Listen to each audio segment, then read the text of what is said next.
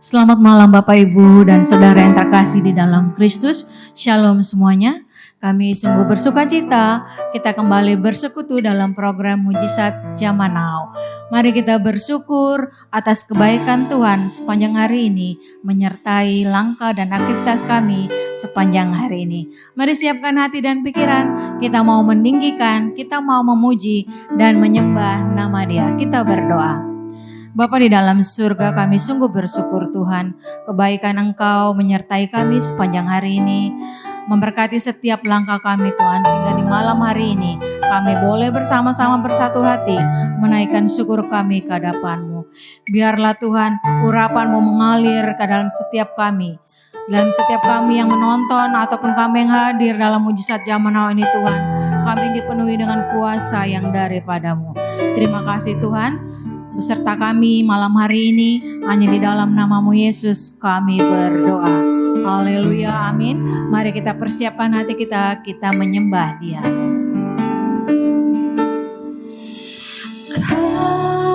Kaulah Tuhanku, Kaulah Rajaku.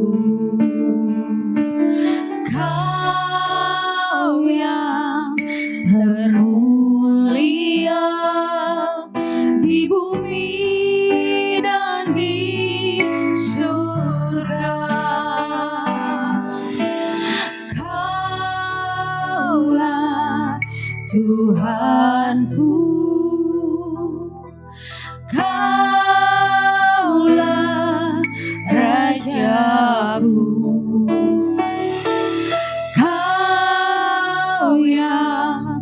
Termulia di bumi dan di surga.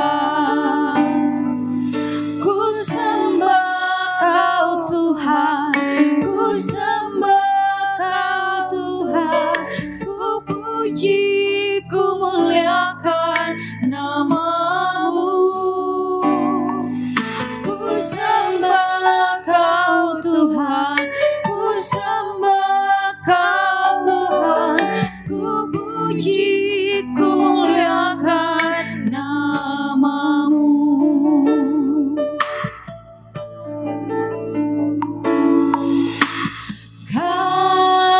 Kaulah Tuhanku, Kaulah Rajaku. Kau yang termulia di bumi dan di surga. Ku sembah Kau Tuhan, ku sembah Kau Tuhan, ku puji, ku muliakan nama-Mu. Ku sembah Kau Tuhan, ku sembah Kau Tuhan, ku puji, ku muliakan nama-Mu. Ku sembah Kau Tuhan, ku sembah Kau Tuhan, ku puji, ku muliakan nama-Mu. Ku sembah Kau Tuhan, ku sembah Kau Tuhan, ku puji, ku muliakan nama-Mu. Ku puji, ku muliakan nama-Mu. Ku puji, ku muliakan nama-Mu. Haleluya. Ku puji nama-Mu, ya Tuhan. Kaulah Tuhan, Kaulah Raja mulia. Haleluya. Kami menyembah-Mu Tuhan.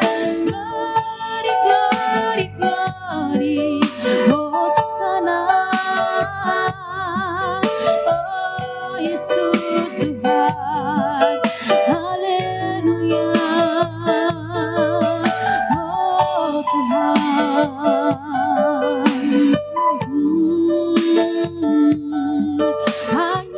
anugerah-Mu, hanya anugerah-Mu, anugerah-Mu melimpah bagiku selalu baru di setiap waktuku.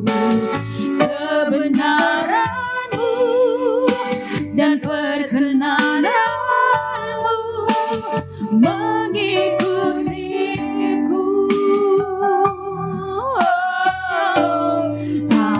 Anugerah-Mu melimpah bagiku selalu baru di setiap waktuku. Kebenaran-Mu dan perkenanan-Mu mengikutiku sepanjang hidupku. Kebenaran-Mu dan perkenanan-Mu mengikutiku sepanjang hidupku.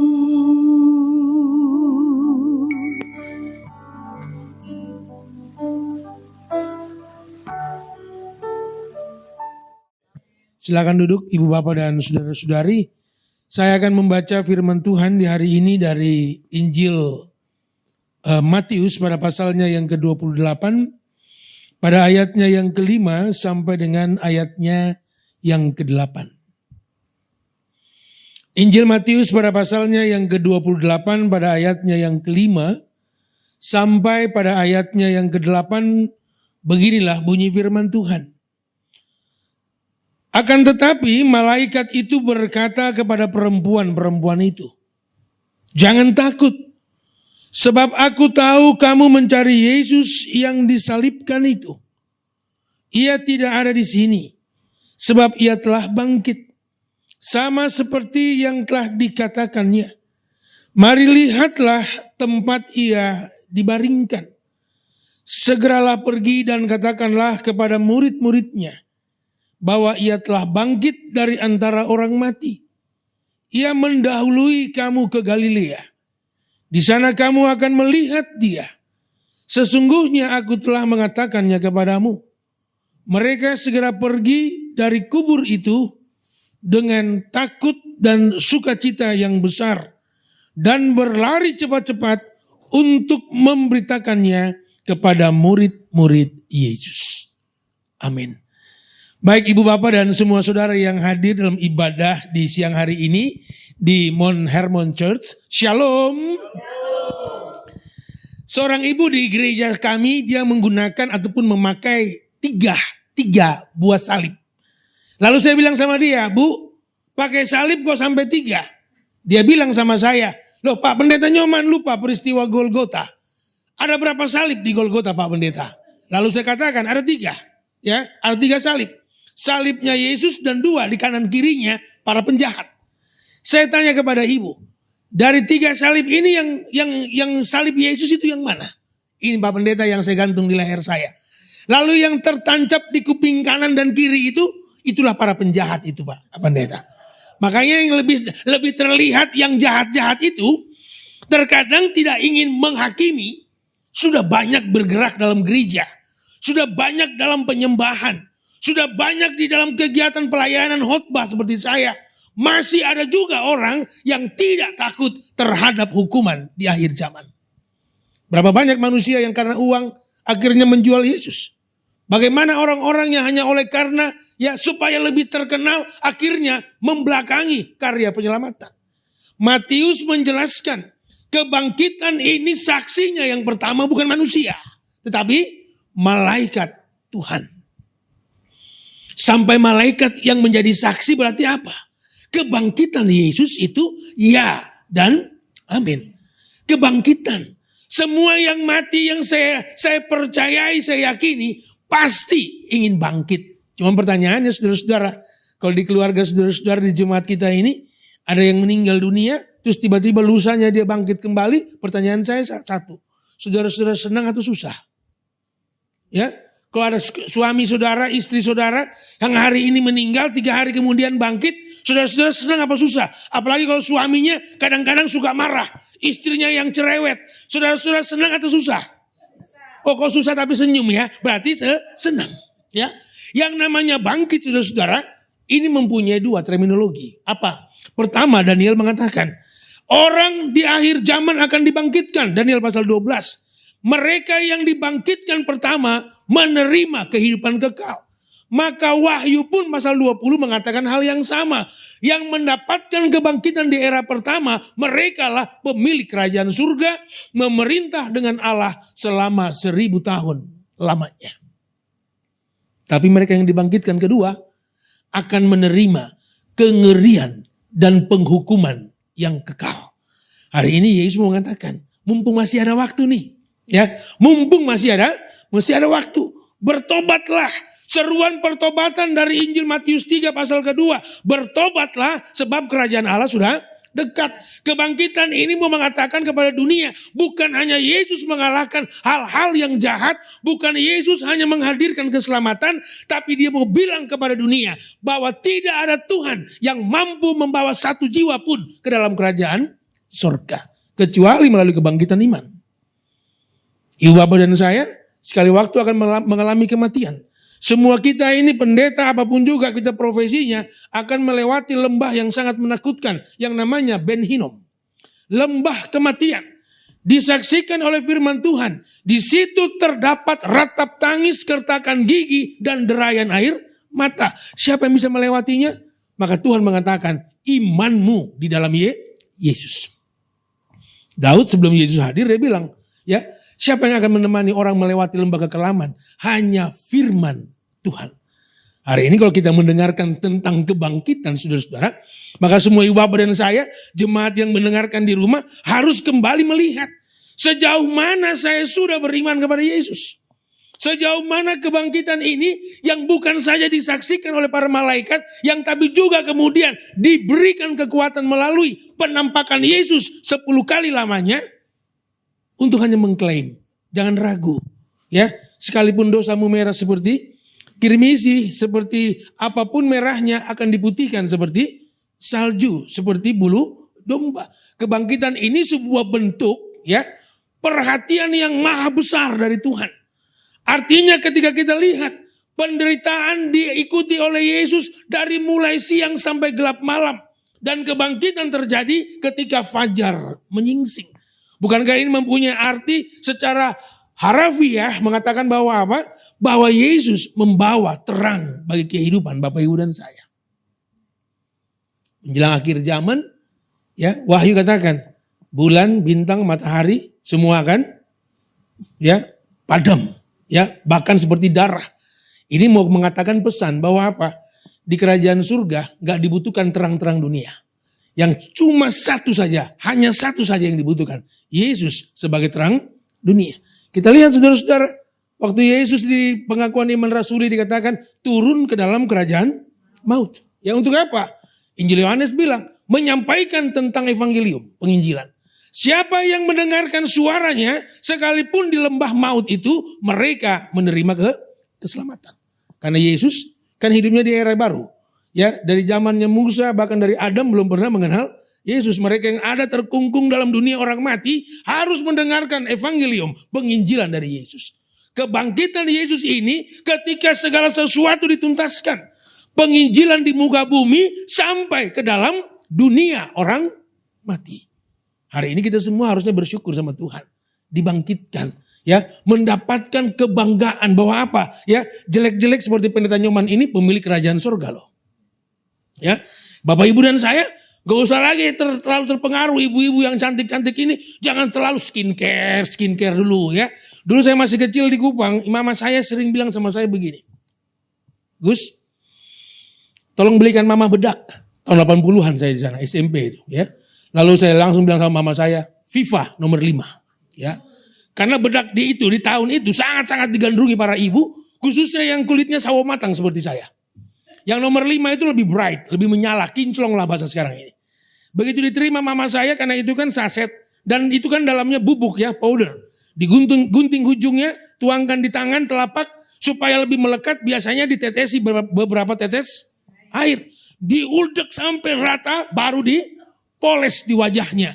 3-4 menit kemudian, ibu saya berubah menjadi wanita tercantik sejagat Nusa Tenggara Timur. Itu kata suaminya, ayah saya. Begitu saya ke Jakarta tahun 82, sekolah, selesai pendeta tahun 94, khotbah berbagai gereja, berbagai denominasi perempuan, wanita. Saya lihat ibu-ibu sudah jarang menggunakan bedak itu. Sampai tahun kemarin, sampai awal tahun ini saya lihat banyak ibu yang sudah menggunakan bedak di angka 5-6 jutaan. Bahkan mungkin sudah menggunakan bedak anti gores dan yang lain sebagainya ya. Supaya kalau toh diterpa oleh badai kehidupan pun mereka tetap cantik. Ya, hari ini kebangkitan Yesus menimbulkan badai yang besar. Apa yang terjadi saudara? Gempa bumi. Berarti apa? Bumi saja nggak bertahan menerima jasad Yesus. Ya, terjadi tirai yang terbelah. Artinya tidak ada lagi orang-orang Kristen yang harus membuat klasifikasi di dalam gereja. Berapa banyak orang merasa diri paling hebat di gereja. Dan saya berpesan di khotbah di gereja manapun juga. Berhati-hati semua kita para pelayan Tuhan. Jangan menempatkan diri kita terlalu tinggi. Nanti jatuhnya, sakitnya luar biasa. Ya, hari ini Yesus mengatakan bahwa kebangkitannya itu disaksikan oleh malaikat. Maka pesannya apa? Jangan lagi kamu takut.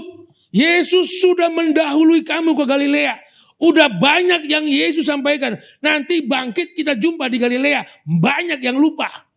Kalau sudah orang meninggal, susah. Kita susah. Otak kita pun mengalami kesusahan. Pesan-pesannya pun banyak yang dilupakan. Galilea, basic pelayanan Yesus. Ya, kembali ke sana. Ya, untuk melihat bahwa Yesus benar hidup. Alkitab mencatat 10 kali penampakan Yesus. Dari mulai makan ikan dan sebagainya, ya, sampai dengan Kleopas yang harus kembali, ya, sampai para muridnya pun begitu mereka tahu bahwa Yesus bangkit, baru oh iya ya, berjalan. Saking senangnya dari jalan berubah menjadi berlari. Kebangkitan Yesus memberikan semangat baru buat Bapak Ibu dan saya. Saya senang dengan 3 penyanyi, WL apapun sebutannya, memberikan semangat. Sebenarnya kalau khotbah 1:30 ini kan pikiran saya cuma bantal. Iya. Ya, ruang AC yang 18 derajat, ya kan ya. Lalu mungkin kalau ada istri yang baik memijat kaki dan kepala. Tapi enggak. Yesus hadir, ya. Ingin memberikan kepada saudara-saudara apa? Ayo dong, jangan terlalu sekuler banget lah, duniawi banget. Orang sudah berseru dari kemarin, carilah dahulu kerajaan Allah dan ya, apalagi kita orang-orang Kristen, ingat banget itu pesan Tuhan. Mintalah, maka kamu akan dia lupa ayat yang di atas Pak Pendeta. Carilah dahulu, renungkan ataupun hiduplah kamu dalam firmanku dan firmanku hidup dalam kamu, maka mintalah apa saja baru aku. Kalau kita orang gereja kan yang kita ingat yang minta. Tinggallah kamu dalam firmanku dan firmanku di dalam kamu, kadang-kadang lupa. Pendeta khotbah 15 menit durasinya masih sedang aja, beberapa anggota jemaat sudah tidak sadarkan diri. Ya kan? Sudah mulai dalam kondisi boring, bukan bosan, bobok miring. Ya. Bagaimana ini ya mempraktekkan kebangkitan Yesus? Kalau dalam kebaktian saya kadang-kadang saya kok gak bersemangat. Ya, banyak pikiran. Bagus kalau kamu banyak pikiran. Orang yang banyak pikiran itu gak akan gila. Ya, karena orang yang gila itu seringkali dibilang apa? Karena pikirannya kok kosong. Betul kan? Kalau banyak pikiran gak mungkin gila. Betul kan ya? Yang pikiran kosong itu yang kadang-kadang sering. Nah, jadi kalau saudara-saudara masih punya pikiran itu bagus. Ya, masih memikirkan segala sesuatu. Berarti apa? Bagus. Yesus pun memikirkan kita. Bahkan Yesus gak sampai kepada hanya limit memikirkan. Tapi dia melakukan bagaimana mengucapkan berkat firman. Sampai di situ juga belum cukup. Dia praktekkan. Saudara-saudara sudah nonton The Last Supper? Ya, bagaimana penderitaan Yesus yang sangat luar biasa. Dulu itu waktu kami sekolah itu filmnya namanya The Last Temptation of Christ. Ya, The Last Temptation of Christ. Filmnya mirip seperti ini, tapi ini lebih modern. Ya, kita lihat penderitaannya luar biasa loh. Ya, penderitaan Yesus sangat luar biasa.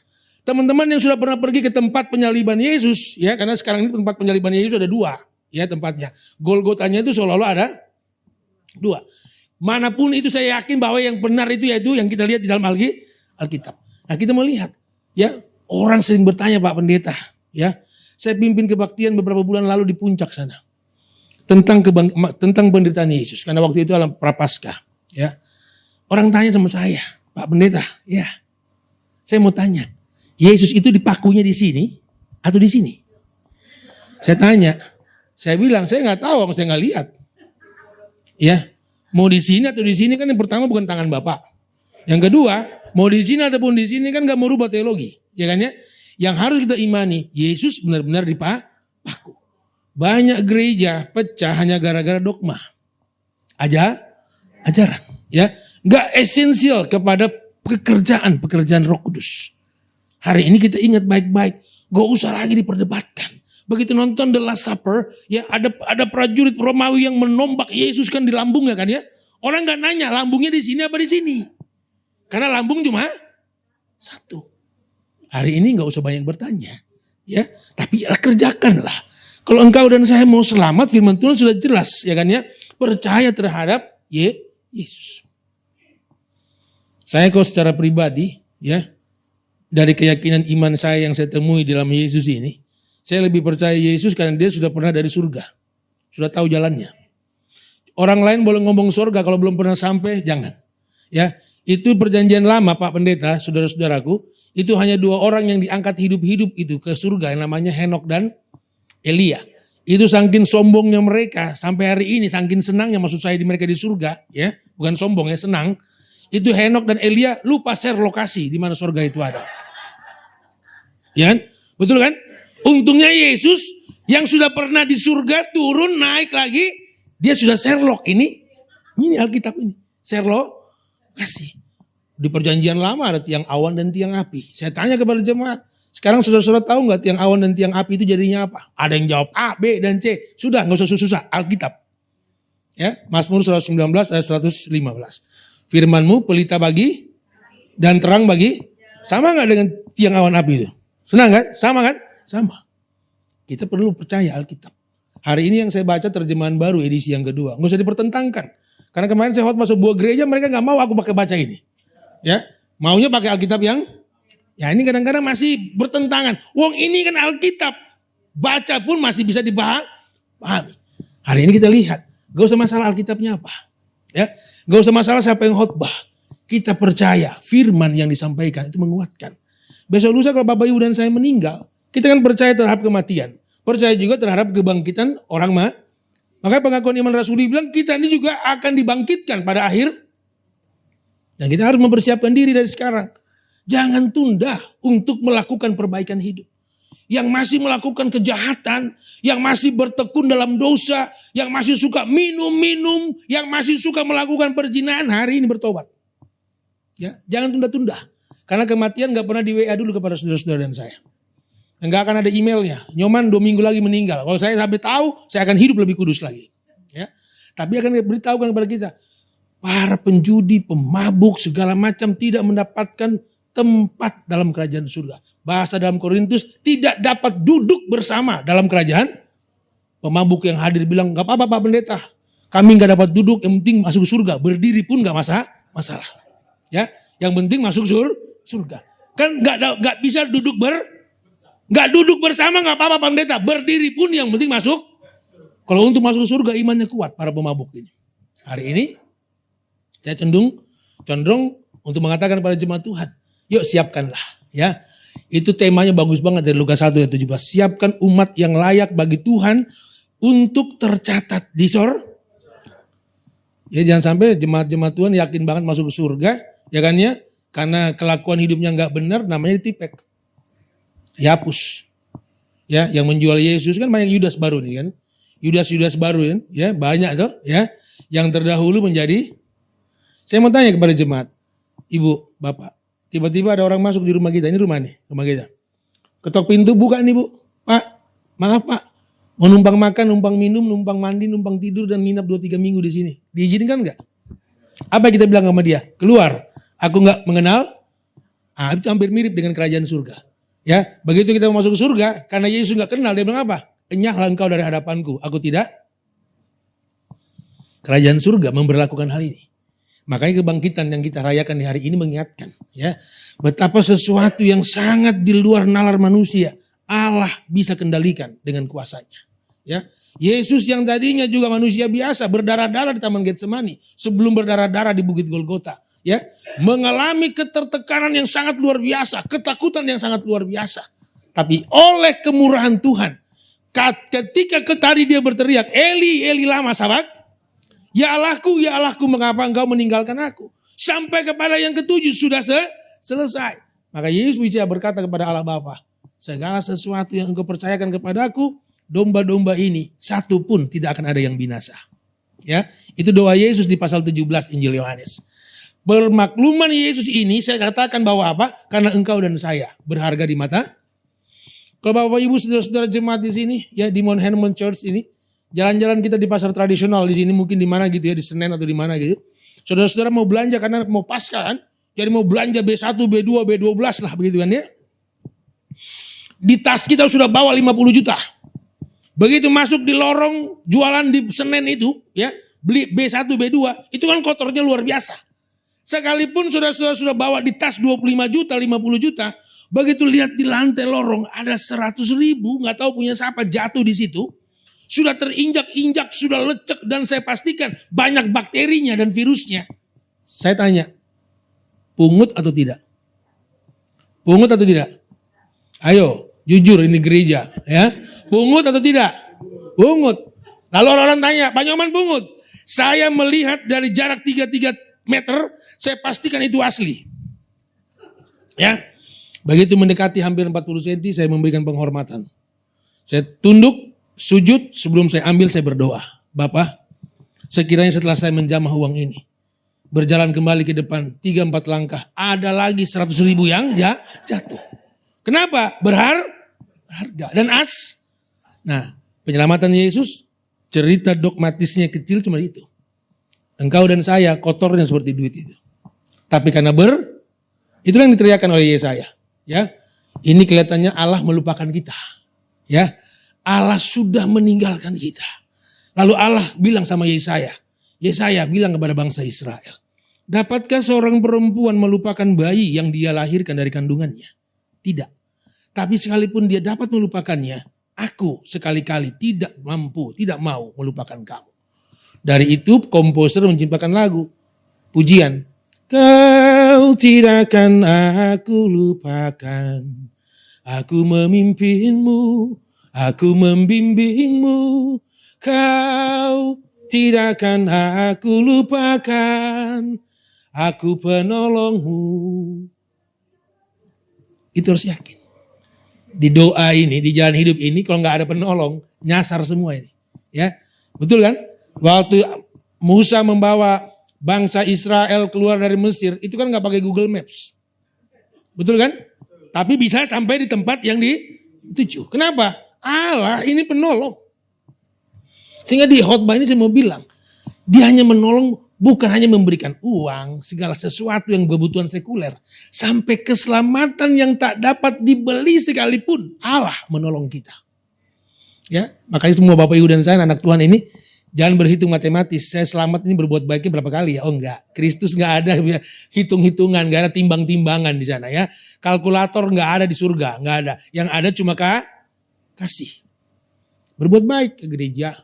Bersama saya ya Pak Pendeta ya, di sini kan kalau kita gereja kan nggak lama-lama amat, mulai jam 6:30 paling jam 7 malam selesai.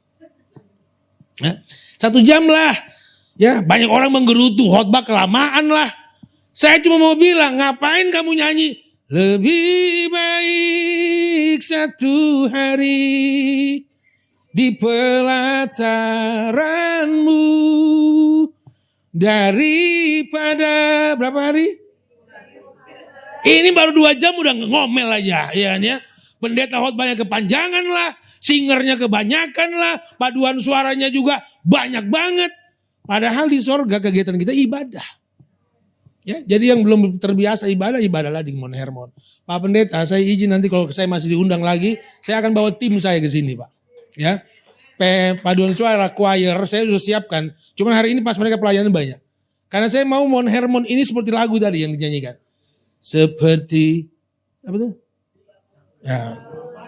Cabak urapan di kepala Harun, yang kejanggut dan jubahnya turun. Seperti embun di gunung Hermon, mengalir ke bukit Sion. Ingat gunung Hermon itu ada salju abadi loh. Ya, dia mengalirkan air sampai ke sungai Jordan, bahkan berhenti di laut mati. Ya, jadi saudara-saudara ke gereja kita harus bikin ini, bangku-bangku ini harus penuh. Ya, sekalipun hari ini aku hitung secara cepat jumlahnya cuma tidak lebih dari murid Yesus, nggak masalah. Ya, kita doakan, ya, karena pembangunan rumah ibadah dan persekutuan gereja, sinagog, apapun sebutannya, dimulai seperti gini. Tapi kita akan lihat, berduyun-duyun manusia akan datang di sini. Ya, makanya kita harus share ini. Saya sharekan nanti kalau mungkin di 3-5 bulan lagi saya ke sini, saya akan bawa tim kami choir, supaya nanti dari mulut ke mulut akan beritahukan. Supaya di sini kan banyak orang yang belum terjangkau ini. Tapi oleh gereja ini aku lihat, ya saya bilang sama anak-anak saya, diberkati loh usaha-usaha ini. Tadinya itu kosong melompong loh itu. Gak ada jual kue-kuean itu. Itu kue yang sampai itu kue dari Sinbad dari Israel sana dibawa ke sini kan ya. Ada 2 kue kafe di atas bawah kan. Tadinya tangganya cuma tangga aja, kita lihat nggak ada apa-apanya. Sebelah sana sudah jual keker-kekeran tadi kan ya. Artinya apa? Gereja ini sudah menjadi berkat.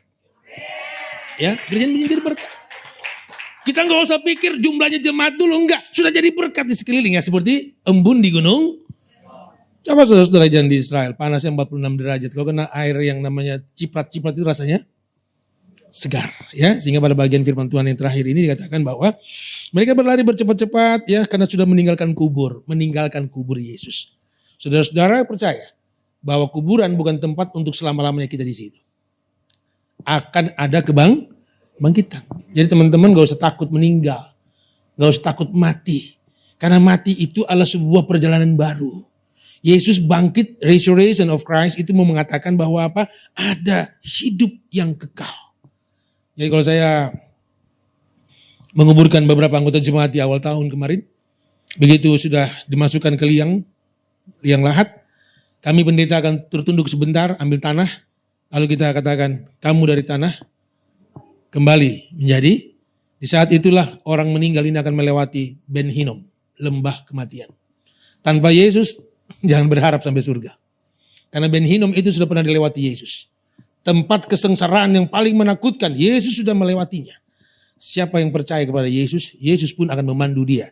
Melewati Ben Hinnom sampai kepada kerajaan, itu intinya kekristenan.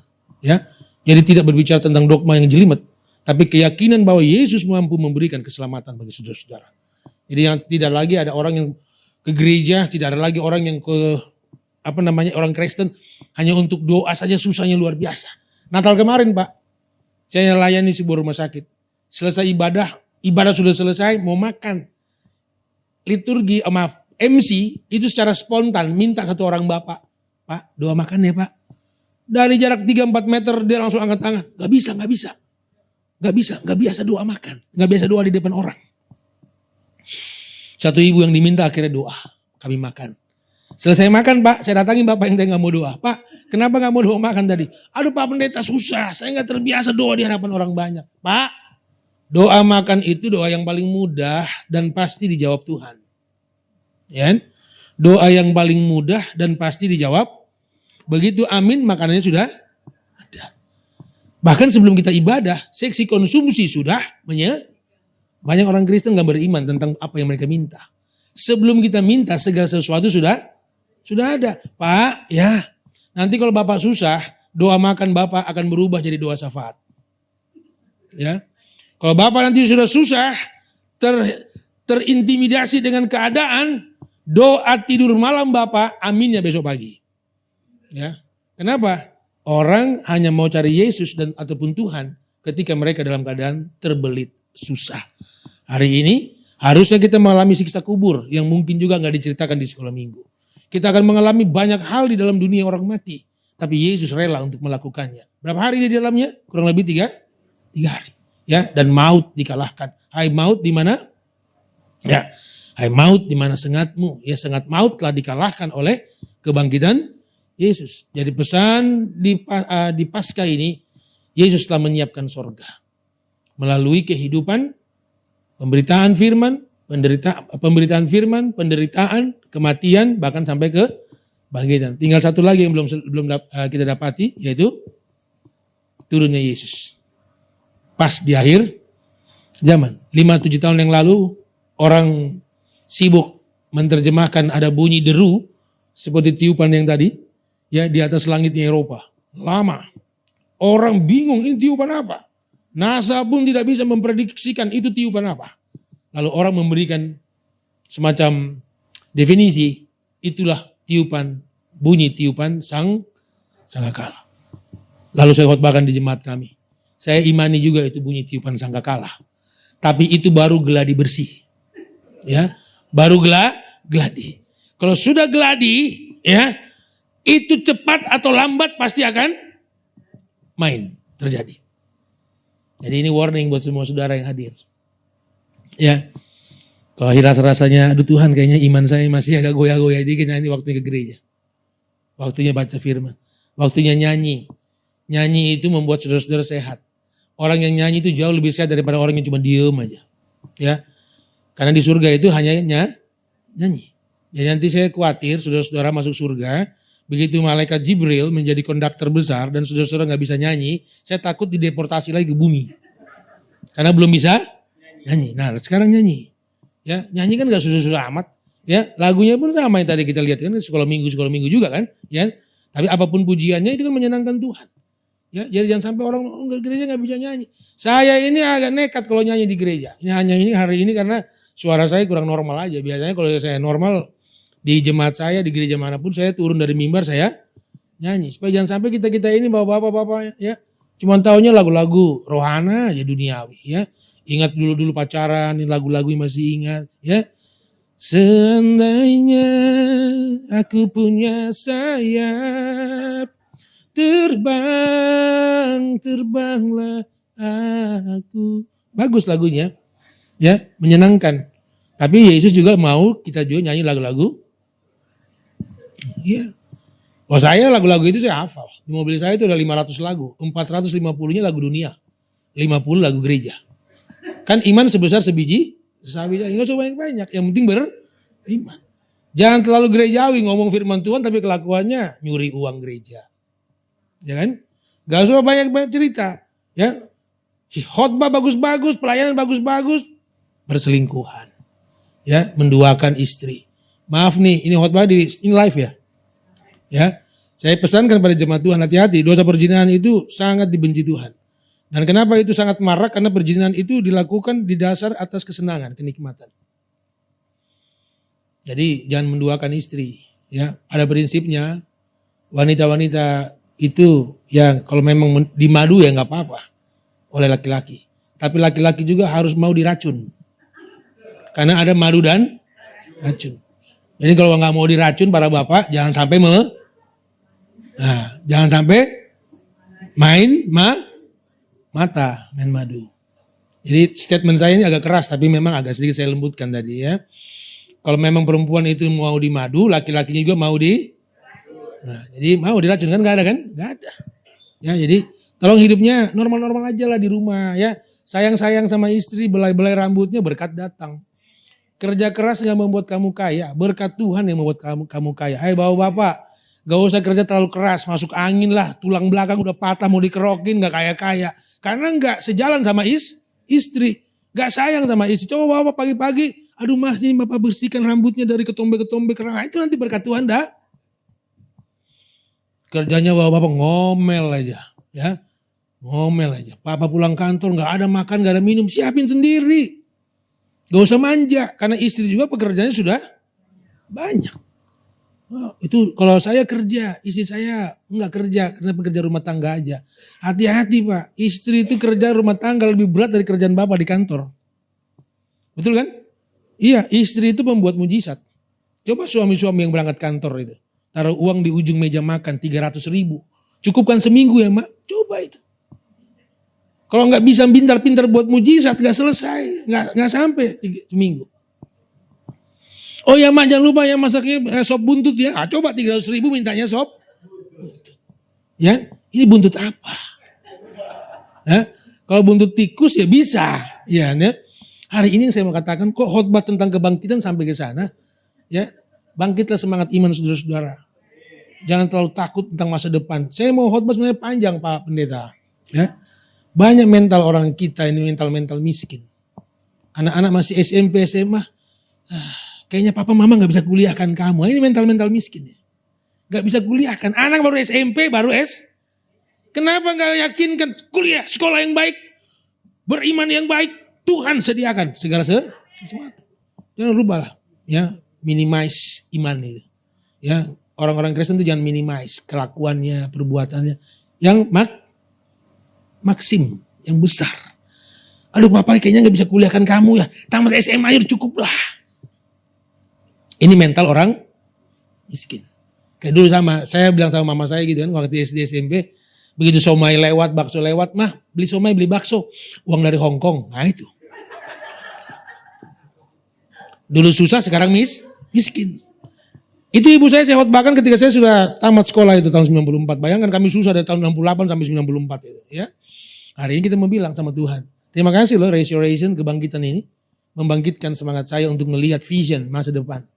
Saya nggak takut loh, kapanpun meninggal, kapanpun mati. Jemaat Tuhan di Mount Hermon Church ini juga jangan sampai takut ya tentang kehidupan iman, tentang kehidupan persekutuan. Tuhan mampu menambahkan siapa saja di sini. Bahkan Tuhan bilang apa? Boleh perlu batu-batu ini aku hidupkan supaya menjadi hamba-hamba Tuhan. Hari ini Pak Pendeta dan semua gereja, anggota gereja di sini terus lakukan ibadah ini. Karena yang penting di sini yang hadir cuma satu, Tuhan. Ya, ada waktunya nanti. Ya, dia buat Yerusalem ini menjadi ramai. Dia buat tempat ini menjadi ya tempat orang menerima banyak mujizat.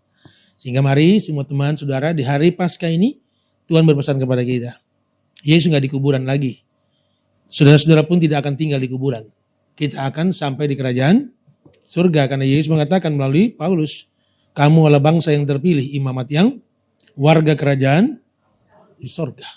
Jadi kalau kita sudah warga kerajaan surga, pasti akan pulang sampai ke kerajaan surga. Jadi di rumah praktekkan sayang-sayang sama istri. Coba bapak yang ada di sini, sayang sama istri, berkat Tuhan pasti datang. Pasti, gak usah. Kalau kita bertengkar sama istri, suami istri bertengkar, ibu mau jadi manajer manapun juga, kekurangan terus.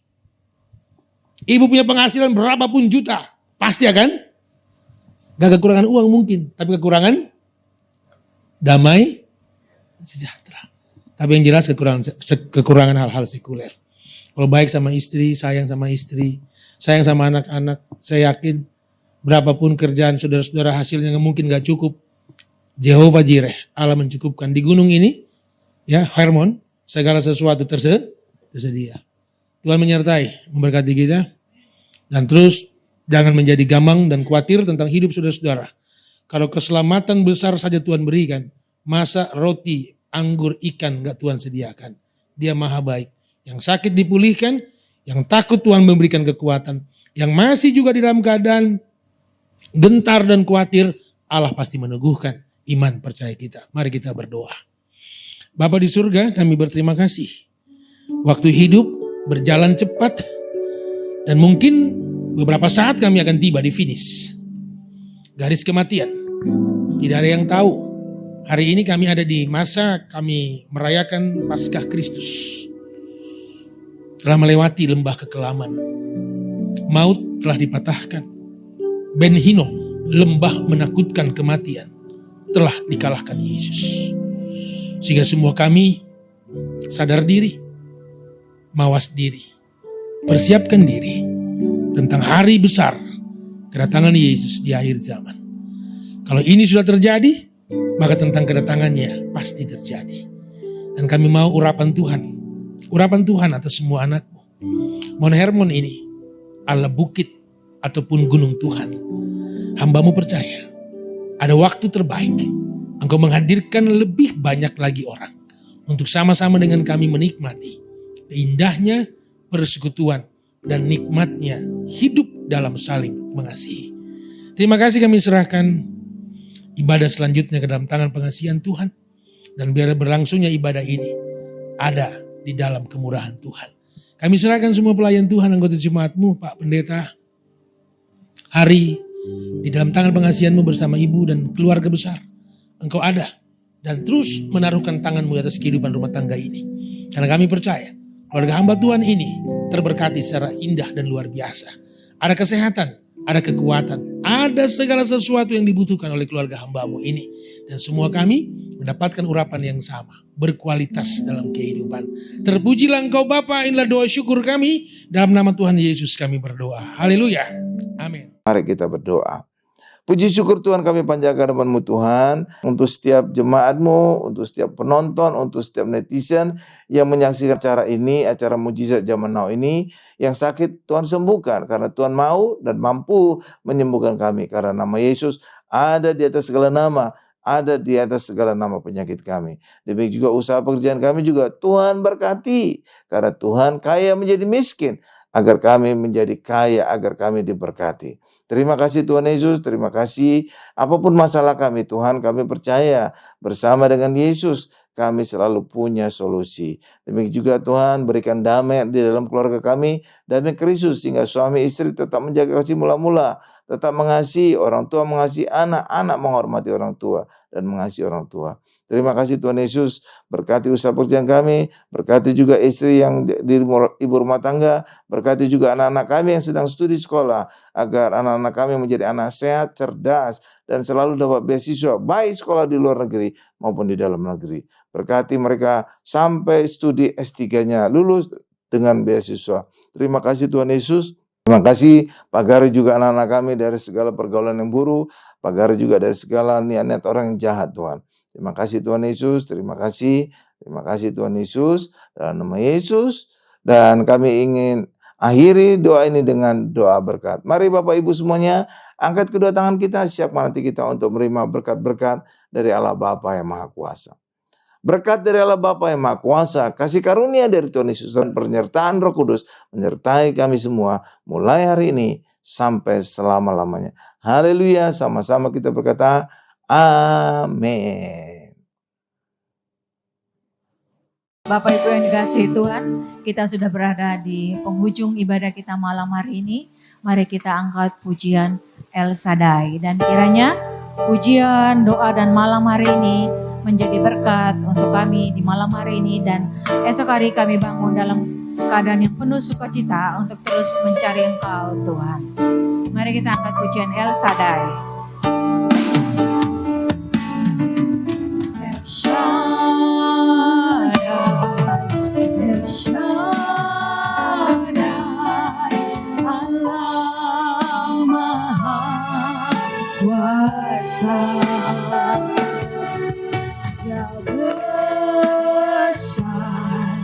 Dia besar, El Shaddai mulia, El Shaddai.